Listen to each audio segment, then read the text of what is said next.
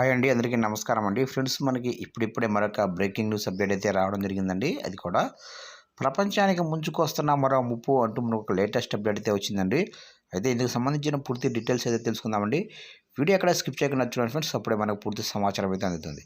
ఇక లేట్ చేయకుండా వివరాలకు తెలిపోదాము. ఇటీవల శాస్త్రవేత్తలు ఆర్కిటిక్ ప్రాంతాల్లో గడ్డకట్టిన స్థితిలో ఉన్న అత్యంత ప్రమాదకరమైన జాంబీ వైరస్ను గుర్తించారు. దాదాపు 48,500 ఏళ్లుగా ఆర్కిటిక్ ప్రాంతంలో ఇది గడ్డగట్టిన స్థితిలో ఉంది. ఆర్కిటిక్ ఇతర ప్రదేశాల్లో చాలా ఏళ్లుగా పలు వైరస్లు మంచులో నిద్రణ స్థితిలో ఉన్నాయి. అయితే వీటి వల్ల కలిగే ప్రమాదాల గురించి శాస్త్రవేత్తలు సంవత్సరాలుగా హెచ్చరిస్తున్నారు. ప్రమాదకర వైరస్సు మానవుల్లో ప్రాణాంతక వ్యాధిని కలిగించే సామర్థ్యాన్ని కలిగించే అవకాశం ఉంది. రష్యాలోని నైబీరియా ప్రాంతంలో ఉన్న మంచు సరస్సుల కింద 1,50,000 సంవత్సరాల కింద సమాధి అయిన 13 కొత్త రకాల వైరస్లను శాస్త్రవేత్తలు సేకరించారని 2022లో తెలిసింది.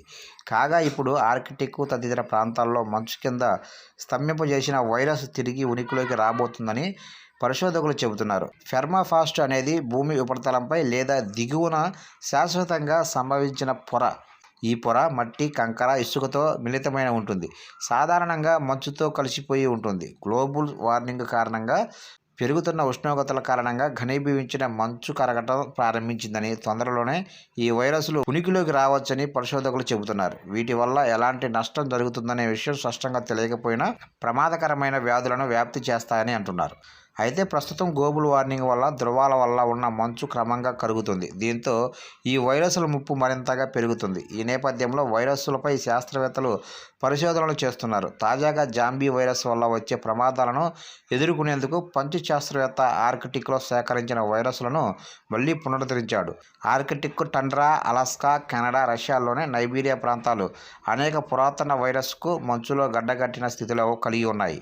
సాధారణంగా మంచు ప్రాంతాల్లో ఎన్నో రకాల డేంజరస్ వైరస్లు ఉన్నాయి.